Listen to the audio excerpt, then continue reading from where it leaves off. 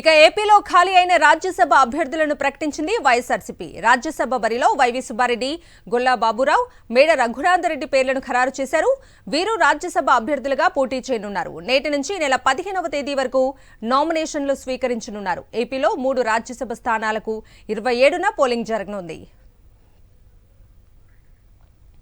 YV Subbareddy ప్రకాశం జిల్లా మేదరమెట్లలో జన్మించారు. YV Subbareddy ఇప్పటికే 2014, 2019 వరకు ఒంగోలు ఎంపీగా పనిచేశారు. ఆ తర్వాత 2 సార్లు తిరుమల తిరుపతి దేవస్థానం చైర్మన్ గా పనిచేశారు.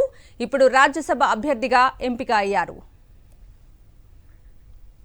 గొల్ల బాబురావు దెందులూరు మండలం కొవ్వలిలో జన్మించారు. ఈయన పాయకరావుపేట నియోజకవర్గం నుంచి 3 సార్లు ఎమ్మెల్యేగా గెలుపొందారు. 2009లో కాంగ్రెస్ నుంచి గెలుపొందగా 2012లో వైఎస్ఆర్సీపీ నుంచి విజయం సాధించారు.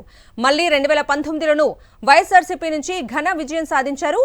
రాజకీయాల్లోకి రాకముందు బాబురావు తెలంగాణలోని హైదరాబాద్లో పంచాయతీరాజ్ మరియు గ్రామీణాభివృద్ధి శాఖ జాయింట్ కమిషనర్గా పనిచేశారు. ఇప్పుడు తొలిసారి రాజ్యసభకు వెళ్లబోతున్నారు. మేడ రఘునాథరెడ్డి నందలూరు మండలంలోని టంగుటూరులో చదువుకున్నారు. డిగ్రీ పూర్తయిన వెంటనే 20 ఏళ్ల వయసులోనే బెంగళూరు కేంద్రంగా కన్స్ట్రక్షన్స్ రంగంలోకి ప్రవేశించారు. 2006లో ఎంఆర్కేఆర్ కన్స్ట్రక్షన్స్ డైరెక్టర్గా నియమితులయ్యారు. ప్రస్తుతం వ్యాపార రంగంలోనే కొనసాగుతున్నారు. ఇప్పుడు రాజ్యసభ అభ్యర్థిగా ఎంపిక అయ్యారు.